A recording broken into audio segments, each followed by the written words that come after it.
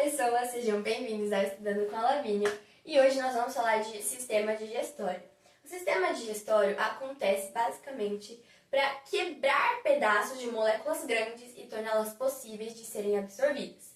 Essas moléculas absorvidas, bem pequenininhas, elas vão servir como nutrientes para as nossas células, que depois vão usar para gerar energia e tudo mais. Bom, a gente vai entender agora as fases do sistema digestório, porque ele acontece em 3 fases. A gente tem a primeira acontecendo na boca, a segunda no estômago e a terceira no intestino delgado. Primeira, na boca a gente tem 2 tipos de digestão. A gente tem, a gente tem quebra, 2 tipos de quebra. A gente tem a quebra mecânica, que é basicamente com os nossos dentes, da mastigação, que aumenta a superfície de contato com as enzimas. E a gente tem a quebra química, que acontece com a hidrólise, que é basicamente a água mais enzimas. Na boca, a gente tem uma enzima chamada amilase salivar, ou também chamada de pitialina. Essa pitialina, ela é responsável por quebrar o amido em maltose, que é um O amido é um polissacarídeo e a maltose, ele é um disacarídeo, ou seja, já diminui, né?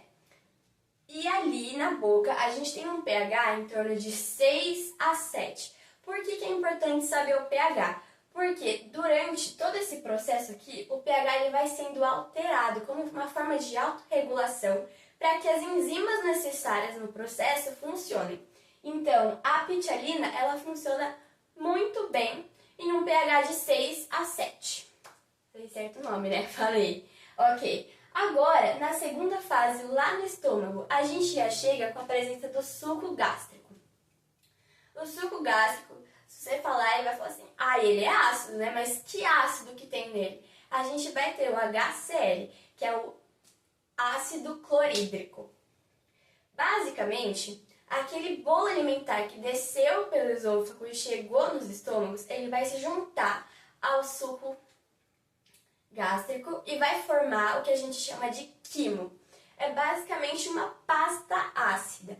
Nesse suco gástrico, nós temos água, a gente tem o HCl, a gente tem muco e a gente tem enzimas. É importante falar a função do ácido clorídrico, que é diminuir o pH, então tornando aquele ambiente ali mais ácido e ativar a enzima pepsina. A pepsina, ela é responsável por quebrar as proteínas em peptídeos, ok? Além disso, ele tem também a função de matar micro-organismos que desceram junto com a comida. Então, bactérias, assim, que são indesejáveis, ele acaba eliminando. A terceira fase é quando a comida sai do estômago e chega no intestino delgado. O intestino delgado, ele pode ser dividido em 3 fases, que é o duodeno, o jejuno e o ilío. Tudo isso aqui, ele funciona mais ou menos em torno de um pH básico, que seria 8. Tá vendo a autorregulação? Aqui era 7, aqui era 2 e aqui era 8. A gente já começa no duodeno recebendo 2 canais, que vem do fígado e do pâncreas. Do fígado, a gente tem a bile, que é basicamente responsável por emulsionar as partículas grandes de lipídios. Ela vai quebrar e tornar eles em pedacinhos pequenos, possibilitando que as outras enzimas ajam em cima delas com mais facilidade. E do pâncreas, a gente recebe o suco pancreático, que aí ele vem com as enzimas. No suco pancreático, a gente tem a tripsina, que é responsável por quebrar os peptídeos em pequenos proteínas que sobraram lá em peptídeos. Aí a gente vai receber a lipase pancreática, que é responsável por transformar gorduras em ácidos graxos e glicerol. A gente tem a amilase pancreática, que é responsável por transformar os amidos que sobraram também em maltose. E a nuclease, que é responsável por transformar os ácidos nucleicos em nucleotídeos. Esses peptídeos, assim que eles forem transformados no intestino, eles já estão prontos para serem absorvidos. Aí a gente tem o suco entérico, que ele é produzido pelo próprio intestino delgado. Nesse suco entérico, a gente tem a maltase, a lactase, a gente tem a sacarase e a peptidase. A maltase ela é responsável por quebrar a maltose e transformá-la em glicose. Essa glicose, assim que for transformada, já pode ser levada para consumo. E a sacarase ela é transformada em glicose mais frutose, que também pode ser levada a consumo depois de transformada. A lactase ela vai pegar a lactose e vai transformar em glicose mais galactose. Esses dois produtos podem ser absorvidos. É importante lembrar que assim, a lactase, você pode absorver a lactose se você não tiver intolerância a ela. Tem essa questão aí. E a peptidase, ela pega os peptídeos que foram sendo quebrados, né, ao longo desses dois processos aqui e transforma eles em aminoácidos. Aí, é importante a gente falar do que do intestino delgado.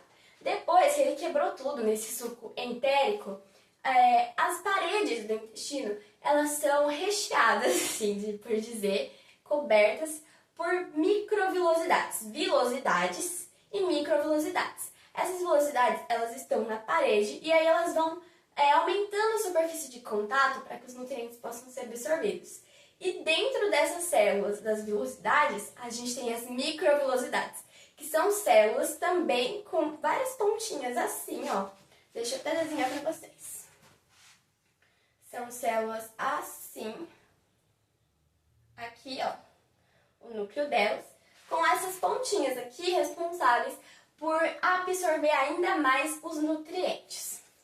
Depois que absorveu tudo que tinha que absorver no intestino delgado, a gente termina no intestino grosso, onde vai ser absorvido a água e os sais minerais, e a gente vai ter a formação também das fezes. No intestino grosso é importante falar que a gente tem muitas bactérias, vamos dizer que locais. São bactérias do próprio corpo e elas são importantes porque elas ajudam a prevenir que não tenham bactérias estranhas ao corpo. Elas meio que tomam o lugar delas, ok? Deixa eu ver se falta mais alguma coisa.